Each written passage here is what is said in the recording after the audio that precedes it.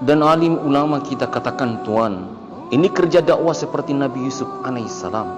Orangnya cantik, cakep, ganteng, tapi begitulah risiko menjadi Nabi Yusuf. Pertama dipitnah, dihinakan, digebukin, dimasukin ke dalam sumur. Habis itu diangkat lagi, dijual lagi, diperbudak lagi, dipitnah lagi, masuk penjara lagi. Tapi Nabi Yusuf alaihissalam sabar menghadapi itu semua. Namun beliau katakan pada ayahandanya, ra'aitum sajidin, wahai ayah, aku melihat mereka semua nanti akan sujud di hadapanku. Akhirnya saudara-saudaranya yang menzoliminya akhirnya sujud di hadapan beliau. Ini kerja dakwah tabligh. Awalnya dihinakan, difitnah, dibilang bid'ah, tak punya ilmu, bodoh, sesat dan menyesatkan, dan macam-macam lainnya. Tapi ingat, suatu saat nanti semua mereka yang mengatakan demikian dan semua organisasi Islam pasti akan sujud di hadapan ini kerja dakwah. Mereka nanti akan paham, sadar dengan ini kerja dakwah Nabi sallallahu alaihi wasallam. Bukan kerja sembarangan, bukan main-main, bukan buang duit. Kelak semua akan tahu kekuatan ini kerja dakwah. Merubah orang untuk kembali mentaati Allah dan sunnah Nabi sallallahu alaihi wasallam.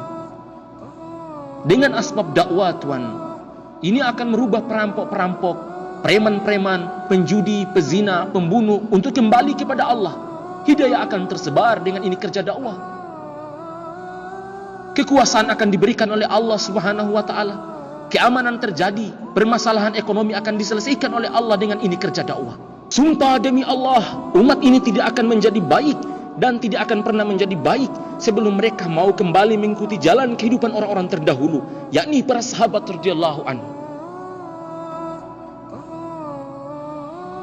Jikalau benar kerja dakwah ini, Tuan, seperti apa yang mereka katakan, seperti orang-orang sangkakan, seperti orang-orang fitnahkan, bahwa kita mengajak umat pada perkara kesia-siaan, ke perkara kesesatan, dan perkara yang baru yang tidak ada contoh sama sekali dari Nabi sallallahu alaihi wasallam dan para sahabat radhiyallahu anhu. Tuan, namun untuk apa Sayyidina Abu Bakar radhiyallahu anhu menghabiskan seluruh hartanya, waktunya, dirinya untuk perjuangan agama? Bahkan sampai tak ada sehelai kain pun yang menempel di tubuh Sayyidina Abu Bakar radhiyallahu anhu. Tuan, untuk apa Ibunda Khadijah radhiyallahu anha mengorbankan semuanya untuk Allah dan Rasul? Ibunda Khadijah korbankan kebangsawanannya, kehormatannya, dan seluruh hartanya di jalan Allah Subhanahu wa taala. Dan beberapa bulan tak ada makanan yang bisa mereka makan, dan bahkan yang masuk ke mulut Fatimah radhiyallahu anha bukan lagi air susu melainkan darah. Tuan, lupakah kita, Tuan, ketika Ibunda Khadijah radhiyallahu anha hendak menjelang wafatnya, apa yang ia katakan kepada Nabi sallallahu alaihi wasallam? Ya Rasulullah, wahai suamiku, sekiranya setelah aku wafat, aku mati, dan engkau belum selesai dalam dakwahmu ini, ketika engkau hendak menyeberangi lautan ataupun sungai, dan engkau tak memperoleh rakit ataupun jembatan untuk menyeberangi lautan dan sungai itu, maka engkau galilah kuburku ya Rasulullah. Engkau ambillah tulang-tulangku dan engkau jadikan jembatan untuk menyeberangi lautan dan sungai itu. Sampaikan agama ini ke seluruh alam. Ajak mereka untuk kembali kepada Allah Subhanahu wa taala. Ajak mereka semua kepada Islam ya Rasulullah.